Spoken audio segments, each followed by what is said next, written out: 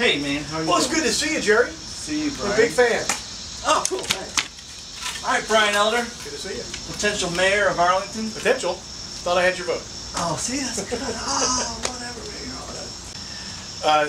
About a year ago, because you know, I'm the president of the Chamber of Commerce, and the town has kind of a hostile relationship with the chamber. It always has. Even though many of our aldermen have been the president of the Chamber of Commerce, economic development is there's no plan. I mean, I've got that straight from the town planner. There's no plan for economic development, and there's no 5-year goal for what we want to do. That was fine when we had 3,000 people in this town. Now that we have 12, we probably had to have something in writing, a vision. So dealing as the president of the Chamber of Commerce, I was thinking we need to have some kind of cohesive understanding of what it is we want to do in 5 years, 10 years down the road, or else we're going to get the Arlington that finds its way here instead of the Arlington we want. Yeah. Well, people talk about the things that aren't here. Now, the mayor can't choose a business. You can't just tell the mayor, make a request of this kind of business. But in Portland, they have a situation where the mayor and the town and the Chamber of Commerce work together. And they have one man, Clay Banks is his name, and he is paid half by the town, half by the chamber, and he actually recruits the kind of things that they want in that town. Okay. And so that's the kind of thing that I would like to have. If people say they want this kind of, personally, I'd love to have any kind of a small hardware store like a Stewart Brothers, where I can get a pair of pliers. If you want a can of paint in this town, you're taking your tax dollars to Bartlett or Memphis. Yeah. It's just the way it is. I wouldn't be in any, or want to be in any position to place a business anywhere, but I would want to be in a position where we could actually create the kind of town we want. Yeah. Well, it is a town particularly built around the square. I had an economic development meeting in Lakeland with their town planners. They are so jealous of us because we have Rizzi's and Brenda Lay and Off the Hoof and Vinegar Jim's, and they've got a Cracker Barrel and McDonald's. Yeah. I mean, that's Lakeland in a nutshell. They're so jealous of the kind of mom and pop atmosphere we have. We've done a fairly good job in keeping it that way. There's a lot of things in the square that are worth coming to the square for. It's kind of undeveloped. It doesn't have a theme, in my opinion. Is the theme antiques? Is the theme, you know, what is it? So I would like to see it expanded upon, the small little shops down on this side, and explore as many grant opportunities. There's plenty of federal grant money out there for town squares and stuff like this. A walkway to connect you over where they've shut the road down because of the train. Right. They're on Quintard, that kind of stuff, making it more visitor friendly. Yeah. I see a lot of the growth happening on 70. It's zoned wrong right now. It's business entertainment. Everything east of even Kroger, if you want to put anything over there, it's almost not allowed. That worked in 2005 before the economy hit. We decided we were going to have business entertainment stuff out there. Somebody wanted to put an auto body shop in that warehouse across from the Arnold General Store. Can't. That thing has been zoned out of existence. A lot of things try to come here. That's the perfect place for stuff. A lot of people think Arlington almost ends at the Dollar General because there's been traditionally nothing out there. Right. So if you wanted to have Arlington preserved, maybe that's the place to start putting stuff. But you can't unless it is, you know, an Olive Garden or something like that, which it doesn't seem like a practical benchmark to live on. Right.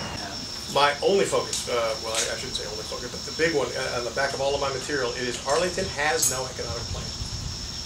And the rest of it is just explaining how I know that, because I'm the president of the Chamber of Commerce, and what I would do about it. And that is the central theme, that we are no longer in 2003. We no longer have 3,000 people in this town. We have failed to plan for what we have.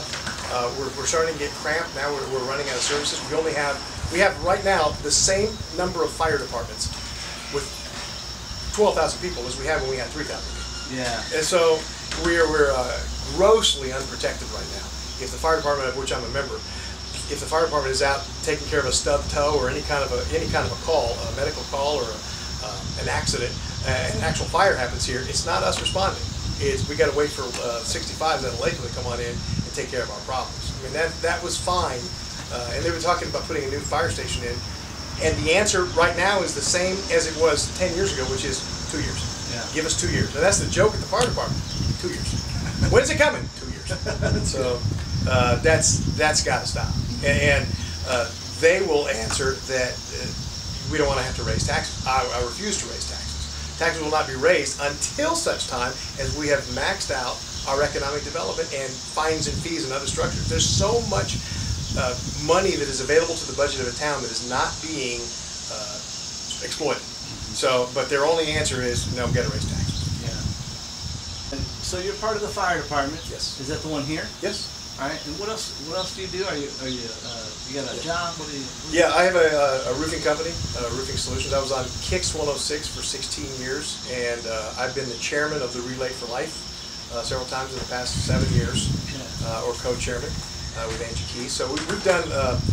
I've done my best to stay involved. And like I said, I didn't know I was running for mayor, but as I look at kind of the crop of people who are coming up to run for mayor, I thought, yeah, they're not addressing the one thing that if I'm going to raise a family here, it needs to be addressed. Yeah, that makes sense. That's good. Well, you're a good interviewer. Gosh.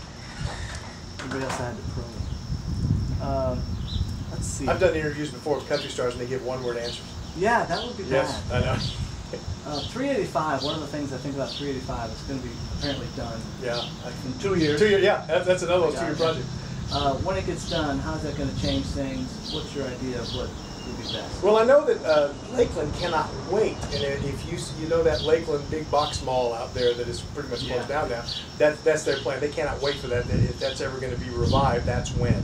So they're already itching and bursting at the seams for that to open up.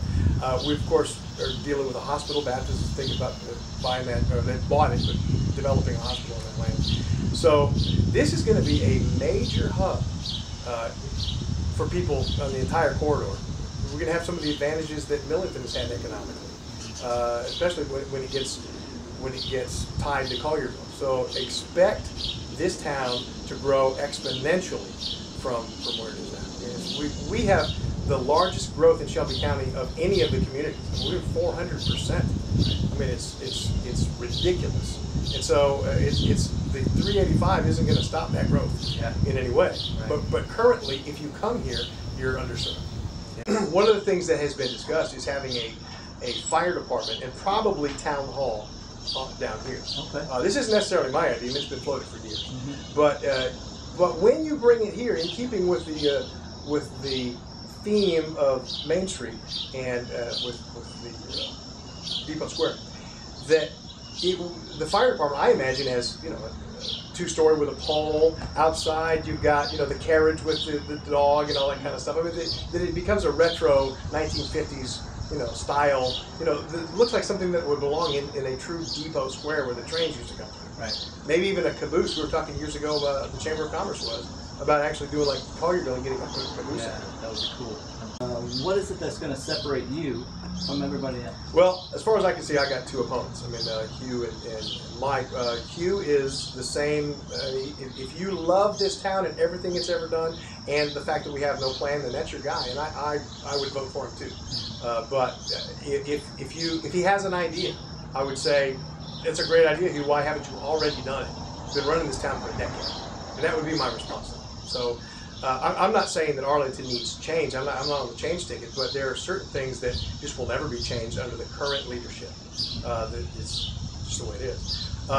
Wisman bothers me. I mean, we're very good friends. I helped him get elected to the school board, but he works for this as a fireman for the city of Memphis, which means we would have a situation where the mayor of Arlington works for the mayor of Memphis. That boggles my mind. Yeah. That A.C. Wharton would have that kind of pull. We've also got an alderman who's a fireman. So I mean, literally, A.C. Wharton would be the employer for a third of our board. Huh. So that I'm having the hardest time with that. I fought with Save Shelby to the consolidation issue. I don't know if you remember this. It was 2 years ago that they tried to consolidate. It passed in the city. It failed in the county.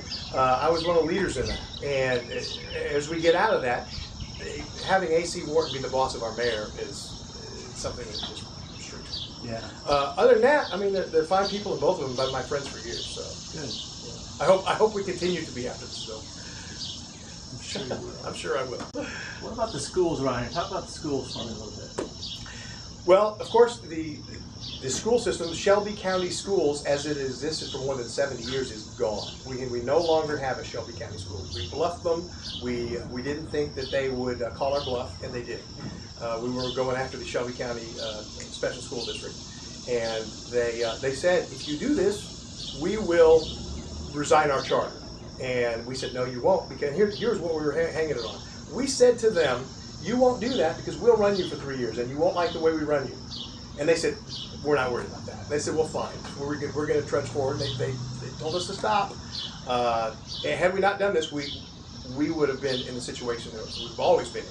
But now, we didn't think they'd do it. They went ahead and resigned their charter, and guess what? We don't run them. We're not going to run them for 3 years. So our very bluff didn't happen. As a result, we no longer have a Shelby County school system. Willie Harrington and Kreiner Cash are the people who are going to run our kids' lives around here as a result of that decision. So my daughter's 5 years old. She's entering the school system for the first time. And I'm cautiously optimistic. We're still going to have Gina Gore will be the principal. We're still going to have Angie Key as a teacher. Everything that is local at the grassroots level, is my understanding, is going to stay the same. So people who are panicking, it's not a time for panic. This is a time for cautious optimism. We've seen the way they run other schools. I will start looking for other options for my child when they start screwing it up. I'm not looking for options now. I'm optimistic that it's still going to continue to work, that all 3 schools that we have are going to continue to be some of the top-rate schools, regardless who's at the top. Mm-hmm. Huh. Interesting. It's cool. You're the first guy that ever explained it. Yeah, that's good. Yeah, we that was obviously David Pickler and Mike Wisman is the co-chairman of the school, yeah. And so but I was part of that, and you know what? I was on their side. I said, yeah, let's go for the school. Now, this becoming a special school district takes a significant amount of money out of the hands of Memphis, a significant, almost crippling amount away from them. And they said, don't do this, don't do it. And I was one of the guys going, yeah, let's do it. And I believed the bluff. I believed the chairman when he said they will never do it. They have always had the ability to surrender their charter. They won't do it. What do I know? I went, yeah, I'm with you. And then when they just kind of put a middle finger up to us and said, we're doing it anyway, I see now, how that was. I would have rather we just never did that. Yeah. Because we would still have our own school system, they would have theirs. Yeah. It ain't that way. They have our school system. All right, so Brian, well, thanks for coming out and talking to us. I appreciate it. Sure to appreciate it. Anytime I can sit in a rocking chair at S.Y. Wilson's on a hot summer day, man, I'm glad to do it. Man, if we only had a coffee. That's right. Cover to cover his clothes. Or something. If I could only be wearing shorts and something else. This is the way mayors dress. Yes, right here. yes. So if I get elected, I'll be dressed like this every single day. So I might as well play the part while I'm on it. Yeah, I hear you. Thanks, man. Good, bless you. Thank you. All right.